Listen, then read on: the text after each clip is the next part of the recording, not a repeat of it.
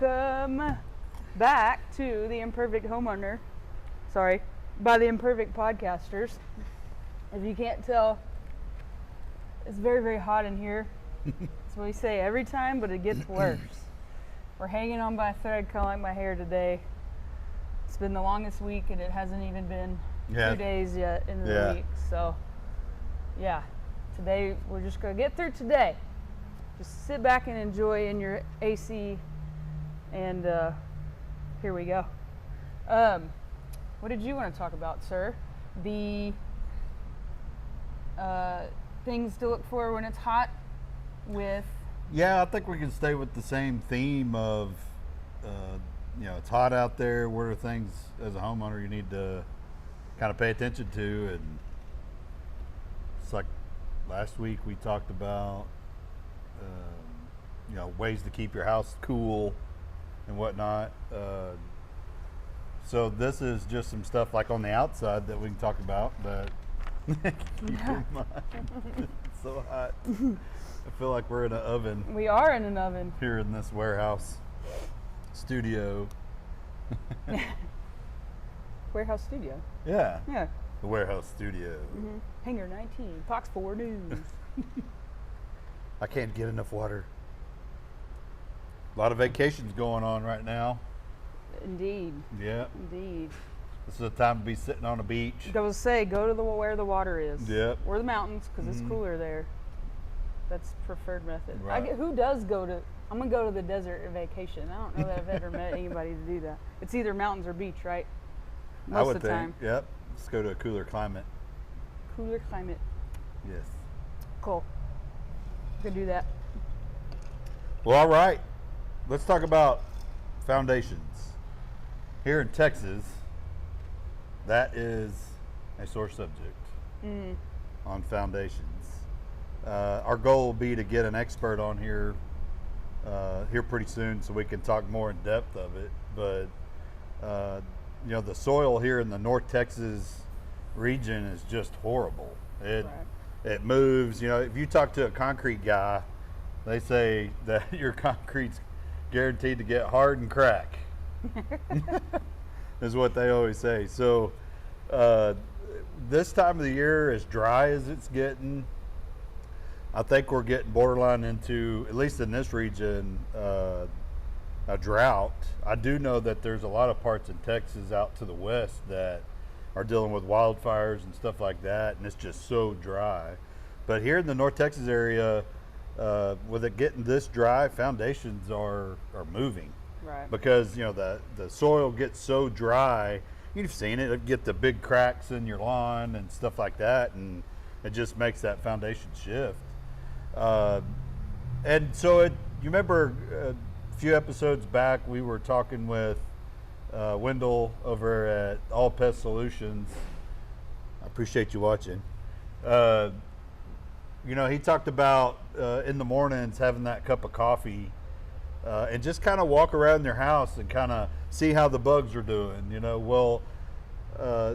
Something to add to that is take a look at the outside of your house, and is it shifting? On the outside, like if you have a brick home, you'll typically see these cracks that'll just start going. It usually starts just in the mortar and kind of work its way up.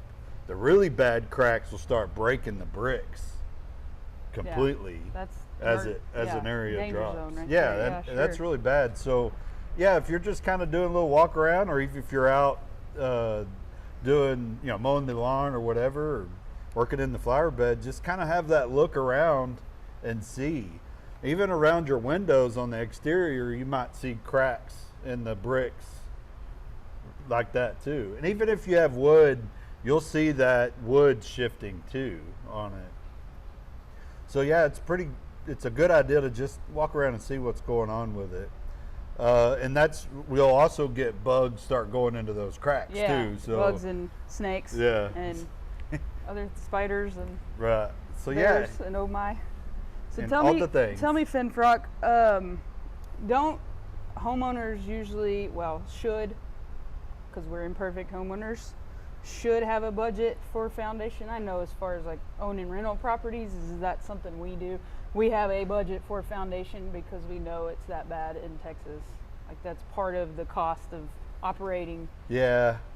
Yeah, in owning homes, it's probably a good idea. They call it capital expenditures, some stuff to start putting back in savings on Foundation, AC, roof, your main components to the home. Yeah, because we had Doc's Roofing on here with us, and we talked about lifespan of roofs, and of course it just depends on the weather and things going on, what kind of maintenance you're doing. But these roofs do wear out. I think it's like close to 10 years is when you start seeing some issues. So if you're putting a little bit of money back every year, then when it comes time to fix that roof or replace that AC or do some work on the foundation, you got some capital funds that you can use to spend. Yeah. And it's not such a big hit right. on you, So yeah, that's a good point. And it's so volatile, the soil, that if it is too wet, right, it could go a different direction, no? Yeah, that's what they say, that there's like this happy medium that you got to be at with the way, how much you water and stuff, which I'll go over that here in a minute. So yeah, it's something you got to kind of pay attention to. You don't think about. Now, foundation repairs are very expensive. Like, it is one of the most expensive things you'll spend on a home. Like, I'm talking tens of thousands of dollars, depending on how much damage is done on foundation. Some other things I wanted to bring up when you're inside the home. We talked about walking around the outside, but some stuff on the inside of the home to kind of look for is, one of the good telltale signs are if your doors are not shutting all the way. Your interior doors, like bathrooms and bedrooms and stuff, if you're finding yourself having to prop it open because it automatically shuts, that usually means you've got something wrong with your foundation. Those are kind of, to me, non-expert, or some of the minor things that you might see is this door is kind of hanging up a little bit, or you might even have trouble opening some windows because of the shifting by the windows. Some a little bit more serious stuff is the cracks by the windows right. and doors. You'll see, just like the same on the outside, you'll see cracks that just start spidering up. They usually will follow the seams in the drywall, but then as it gets worse, then it's really cracking into the drywall. So those are really bad signs of foundation issues right. to look for. So things that you could do to prevent that is, here in North Texas, is watering the foundation. There's a lot of information out there. Back when I had the mowing business, sprinkler license, I always recommended keeping if you have a sprinkler system, to keep the zones that are closest to the foundation, have those watering on a regular basis. Some of the recommendations on those is water 15-20 minutes a day is about, on average, where you want to be at with that. Can't you do some drip lines? If you don't have a irrigation system? Or yeah, there's soaker hoses you can get. And the cool thing about those, because we're not going to remember to go out there, and I need to turn this on because they say 45 minutes to an hour that you need to run the soaker hose, and you want to have that about 10 inches or so away from the slab. And you don't want water hitting the slab direct. You want it to be 10-15 inches out from the slab. But heck, you can go to these hardware stores and get a little timer that connects up to your hose bib, and then you can put the soaker hoses around the slab, like I said, 10-15 inches apart, and then set that dude to go off 45 minutes to an hour once a week. Is a good time to do it. And if it gets really dry like this, you may have to do it 3 times a week. Yeah, just to keep up with it. So yeah, I mean, watering the foundation, a lot of people don't think about it, especially if you're moving in from out of state. We've got a lot of people moving here here in Texas. We're just preheating. Welcome. Yeah, and may not realize, like, hey, I need to do something with my foundation. There's not any kind of, I guess, classes and schools out there that I know of. There probably is, that teach homeownership, and that I need to look at my foundation because this could cost me tens of thousands of dollars. So. Right. Right. So yeah, That's well, one of those that life teaches most of us. yeah, exactly. Unfortunately. Right. So yeah, we can. I think it'll be neat to get an expert on here with us, and we can kind of talk one-on-one on. Yeah, you know, because what there's questions of how do I know if it's enough watering or Right. not? You know, what is the soil supposed to look like around it? You know, all those things.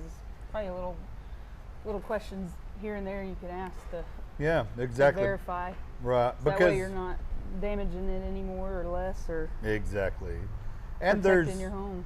yeah, exactly, and there's so many different styles of foundation out there, like concrete. There's pier and beam. There's all kinds of post tension, all these different floating slabs and whatnot out there. So there could be different ways of doing the maintenance and upkeep of it to keep it optimal on watering and whatnot. And that's where a foundation guy can really help. Matter of fact, y'all watching, if you would, tag somebody that's a foundation guy. We'd love to talk to them. Maybe we can get them on here with us. Yep. Because we would like to talk to an expert in the field of foundation. Get the word out, get the education out for Right. sure. I know Save for- you some monies. Yep. I know for us, we do some real estate investing and stuff, and foundations are a big deal. We've had most of our properties have had to have some kind of work done to them. Yep. And we'll have the tenant will call every now and again and say, I can't shut these doors. And it's usually right after a big rain. Yep. And we'll be like, just give it a few days, it'll Because go we back. typically do pier and beam, we don't do Yeah. concrete slab, and that's a little bit different ball Right. game there. So Yeah. just depends on what you're working with, what your house is sitting on. Yeah, exactly. And I'm sure that's a whole different thing for foundation people too, different approaches. So Right. that's another thing to ask, how they do go about that. But yeah, so tag your foundation guy. If you have good stories, good stuff, go ahead and share it with the world, and then we'll see if we can't get somebody on here and get you Get some more info. some more info. But we're gonna go sit in the air. We're gonna let you go this week. What did you say yesterday? What was your saying yesterday all day? Oh, we had to slap Monday in the mouth yesterday. So go slap today in the mouth. Yeah. And like, subscribe, share, follow us on all these socials, and we will see you next time. See you later. Bye-bye.